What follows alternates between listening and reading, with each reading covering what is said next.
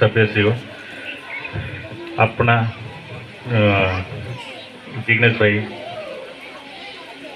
મંચ પર બિરાજમાન અન્ય સભ્યશ્રીઓ, શિક્ષકગણ, વાલીઓ અને બાળકો, કન્યા કેળવણી અને શાળા પ્રવેશ મહોત્સવ 2024-25 અન્વયે સરકારશ્રી દ્વારા મંત્રીશ્રીઓ, અન્ય મોટા અધિકારીશ્રીઓને ગામે ગામ જઈ બાળકોને શાળામાં પ્રવેશ અપાવવા માટેનું આ અભિયાન ચાલુ કરવામાં આવ્યું છે. 2003થી અભિયાન ચાલુ થયું હતું, જે આજે 21મા વર્ષમાં પ્રવેશ્યું.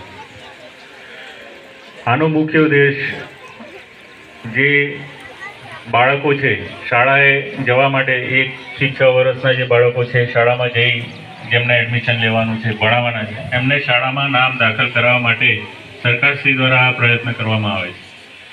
જેમાં સરકારને મોટાભાગે સફળતા મળી છે કે બધા બાળકોના જે નામાંકન છે એ સ્કૂલમાં દાખલ થઈ જાય છે.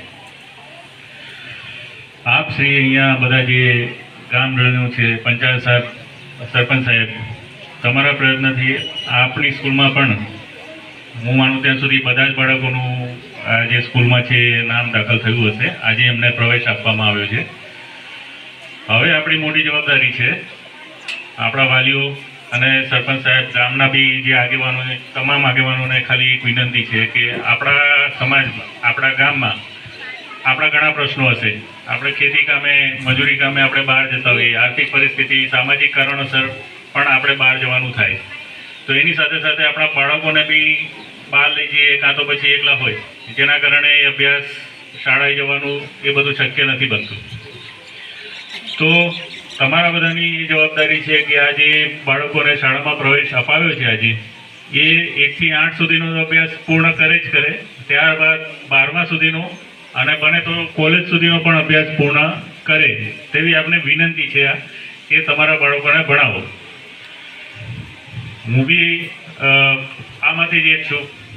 અમે બી અમારી વખતે આ તો બાળકો હસતા હસતા આવે છે, હમણાં રોતા રોતા મૂકી આવતા હતા સ્કૂલમાં.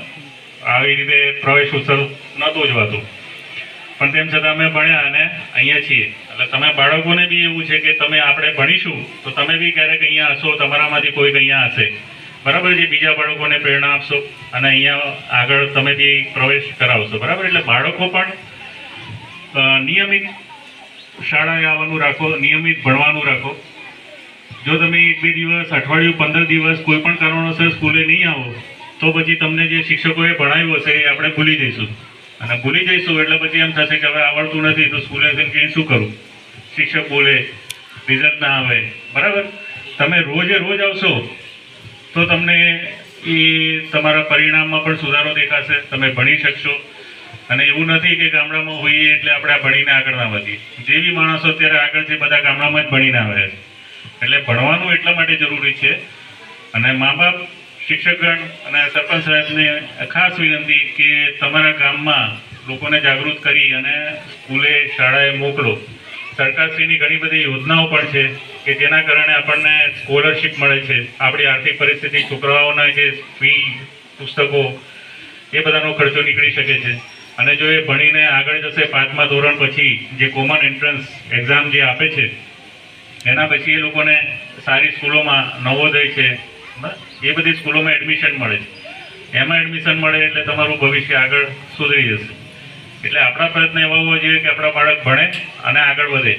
જો આ બાળક આગળ વધશે તો આપણે જે મજૂરી કરવી પડે છે, ખેતી કરવી પડે છે, એમાંથી તમારો આખો પરિવાર બહાર આવી જશે, એ નોકરી કરશે. અને એવું જરૂરી નથી કે બધા નોકરી જ કરે, નોકરી માટે જ ભણવું જરૂરી છે, પણ તમે જો ધંધો કરવા માટે બી કરશો તો તમે જાણકાર હશો તો એમાં તમે આગળ વધી શકશો. બીજું છે કે હવે સ્કૂલોમાં ટેકનોલોજી, તમારે બી મને માનું ત્યાં સુધી કોમ્પ્યુટર્સ ને બધું આપ્યું હશે. હવે બહાર હવે જાઓ તો હવે કાગળ પેનના જમાના જતા રહ્યા છે. પહેલાં જે આપણે કાગળ પર લખતા હતા એ બધું હવે કોમ્પ્યુટરમાં થાય. તો એ શિક્ષણ પણ સ્કૂલમાં આપવામાં આવે છે. આપણને તો ના આવડતું હોય પણ આપણા બાળકો તો શીખશે, એ તમને ભવિષ્યમાં કામ લાગશે, એ ખેતીમાં પણ કામ લાગશે. એટલે આ જ વિનંતી સાથે હું તમામ સભ્યશ્રીને બી એ કહું છું, સરપંચોને બી એ કહું છું કે તમારા બાળકો આજે જે પ્રવેશ લીધો છે એ પ્રવેશથી 12મા સુધી જાય અને કોલેજ સુધી બી જાય. અને હું તો માનું છું કે આમાંથી ઘણા બધા સફળ થાય. બરાબર, એવી શુભેચ્છા સહ તમને વિનંતી કે બધાને શાળાએ મોકલો અને આ મારું વક્તવ્ય આમાં પૂર્ણ કરું છું.